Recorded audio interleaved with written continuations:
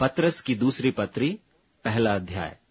शमौन पतरस की ओर से, जो यीशु मसीह का दास और प्रेरित है, उन लोगों के नाम जिन्होंने हमारे परमेश्वर और उद्धारकर्ता यीशु मसीह की धार्मिकता से हमारा सा बहुमूल्य विश्वास प्राप्त किया है, परमेश्वर के और हमारे प्रभु यीशु की पहचान के द्वारा अनुग्रह और शांति तुम में बहुतायत से बढ़ती जाए, क्योंकि उसके ईश्वरीय सामर्थ्य ने सब कुछ जो जीवन और भक्ति से संबंध रखता है हमें उसी की पहचान के द्वारा दिया है, जिसने हमें अपनी ही महिमा और सद्गुण के अनुसार बुलाया है, जिनके द्वारा उसने हमें बहुमूल्य और बहुत ही बड़ी प्रतिज्ञाएं दी हैं, ताकि इनके द्वारा तुम उस सड़ाहट से छूटकर, जो संसार में बुरी अभिलाषाओं से होती है, ईश्वरी स्वभाव के संभागी हो जाओ। और इसी कारण तुम सब प्रकार का यत्न करके अपने विश्वास पर सद्गुण, और सद्गुण पर समझ, और समझ पर संयम, और संयम पर धीरज, और धीरज पर भक्ति, और भक्ति पर भाईचारे की प्रीति, और भाईचारे की प्रीति पर प्रेम बढ़ाते जाओ। क्योंकि यदि ये बातें तुम में वर्तमान रहें और बढ़ती जाएं, तो तुम्हें हमारे प्रभु यीशु मसीह के पहचानने में निकम्मे और निष्फल न होने देंगी। और जिसमें ये बातें नहीं, वह अंधा है और धुंधला देखता है, और अपने पूर्वकाली पापों से धुलकर शुद्ध होने को भूल बैठा है।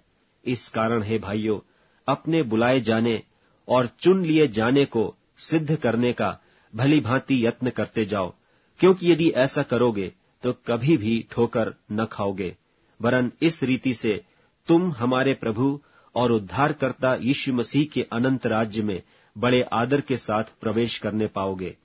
इसलिए यद्यपि तुम ये बातें जानते हो और जो सत्य वचन तुम्हें मिला है उसमें बने रहते हो, तो भी मैं तुम्हें इन बातों की सुधि दिलाने को सर्वदा तैयार रहूंगा।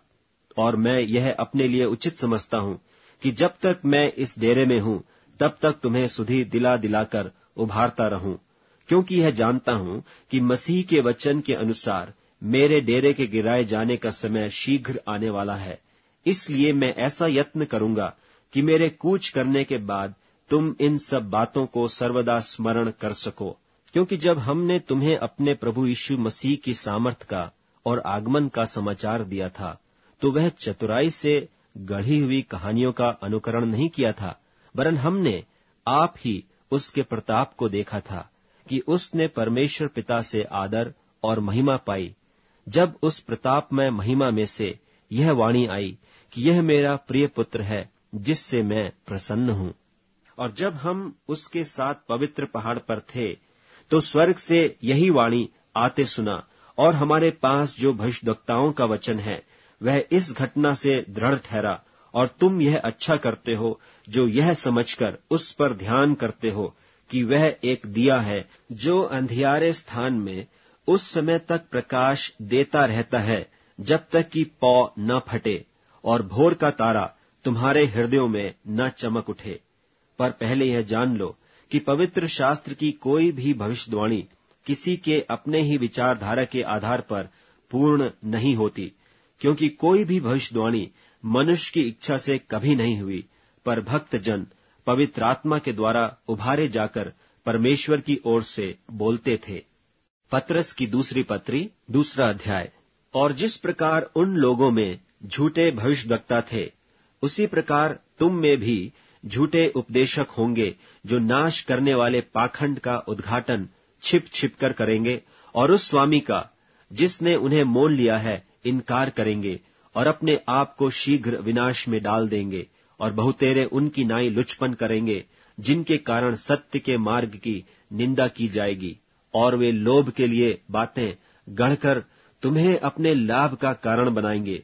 और जो दंड की आज्ञा उन पर पहले से हो चुकी है, उसके आने में कुछ भी देर नहीं, और उनका विनाश ऊँघता नहीं। क्योंकि जब परमेश्वर ने उन स्वर्गदूतों को जिन्होंने पाप किया नहीं छोड़ा, पर नरक में भेजकर अंधेरे कुंडों में डाल दिया, ताकि न्याय के दिन तक बंदी रहें, और प्रथम युग के संसार को भी न छोड़ा, वरन भक्तिहीन संसार पर महाजल प्रलय भेजकर धर्म के प्रचारक नूह समेत 8 व्यक्तियों को बचा लिया, और सदोम और अमोराह के नगरों को विनाश का ऐसा दंड दिया कि उन्हें भस्म करके राख में मिला दिया, ताकि वे आने वाले भक्तिहीन लोगों की शिक्षा के लिए एक दृष्टांत बने। और धर्मी लूत को, जो अधर्मियों के अशुद्ध चाल चलन से बहुत दुखी था, छुटकारा दिया, क्योंकि वह धर्मी उनके बीच में रहते हुए और उनके अधर्म के कामों को देख देख कर और सुन सुनकर हर दिन अपने सच्चे मन को पीड़ित करता था। तो प्रभु भक्तों को परीक्षा में से निकाल लेना और अधर्मियों को न्याय के दिन तक दंड की दशा में रखना भी जानता है। निज करके उन्हें, जो अशुद्ध अभिलाषाओं के पीछे शरीर के अनुसार चलते और प्रभुता को तुच्छ जानते हैं, वे ढीठ और हठी हैं और ऊंचे पद वालों को बुरा भला कहने से नहीं डरते। तो भी स्वर्गदूत जो शक्ति और सामर्थ्य में उनसे बड़े हैं, प्रभु के सामने उन्हें बुरा भला कहकर दोष नहीं लगाते। पर ये लोग निर्बुद्धि पशुओं ही के तुल्य हैं, जो पकड़े जाने और नाश होने के लिए उत्पन्न हुए हैं, और जिन बातों को जानते ही नहीं, उनके विषय में औरों को बुरा भला कहते हैं। वे अपनी सड़ाहट में आप ही सड़ जाएंगे। औरों का बुरा करने के बदले उन्हीं का बुरा होगा। उन्हें दिन दोपहर सुख विलास करना भला लगता है। यह कलंक और दोष है। जब वे तुम्हारे साथ खाते पीते हैं, तो अपनी ओर से प्रेम भोज करके भोग विलास करते हैं। उनकी आंखों में व्यभिचारिणी बसी हुई है और वे पाप किए बिना रुक नहीं सकते। वे चंचल मन वालों को फुसला लेते हैं। उनके मन को लोभ का अभ्यास हो गया है। वे संताप के संतान हैं। वे सीधे मार्ग को छोड़कर भटक गए हैं और बओर के पुत्र बिलाम के मार्ग पर हो लिए हैं, जिसने अधर्म की मजदूरी को प्रिय जाना, पर उसके अपराध के विषय में उलाहना दिया गया। यहां तक कि अबोल गदही ने मनुष्य की बोली से उस भविष्यद्वक्ता को उसके बावलेपन से रोका। ये लोग अंधे कुएं और आंधी के उड़ाए हुए बादल हैं। उनके लिए अनंत अंधकार ठहराया गया है।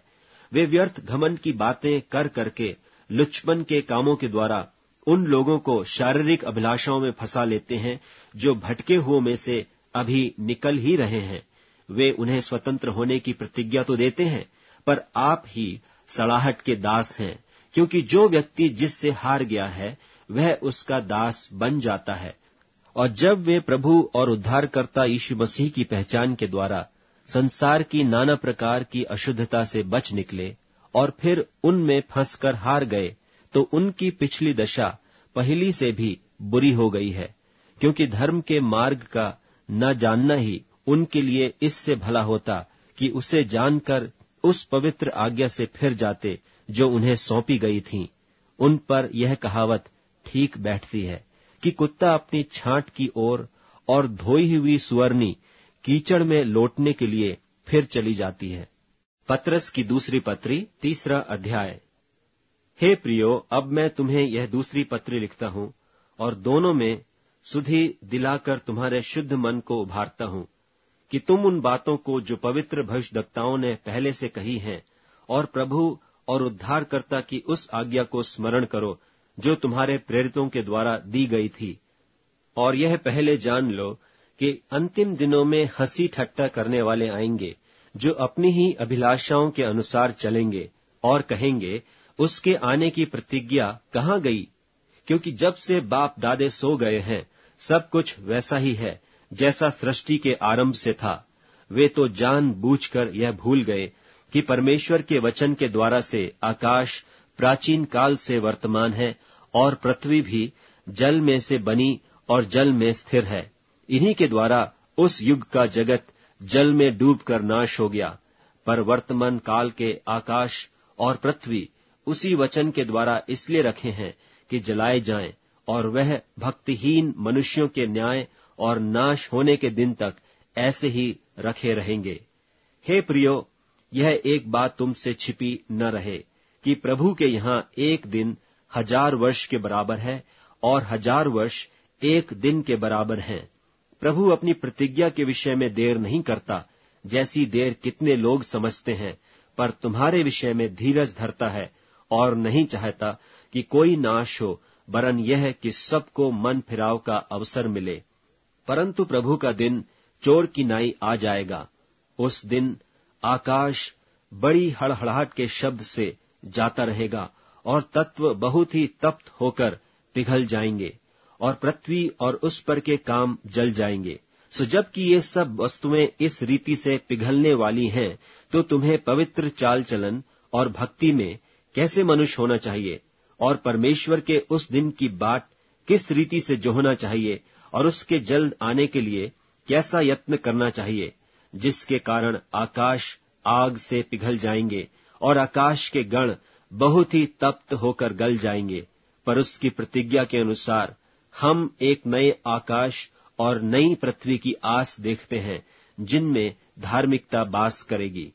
इसलिए हे प्रियो, जबकि तुम इन बातों की आस देखते हो, तो यत्न करो कि तुम शांति से उसके सामने निष्कलंक और निर्दोष ठहरो और हमारे प्रभु के धीरज को उद्धार समझो, जैसे हमारे प्रिय भाई पौलुस ने भी उस ज्ञान के अनुसार जो उसे मिला तुम्हें लिखा है।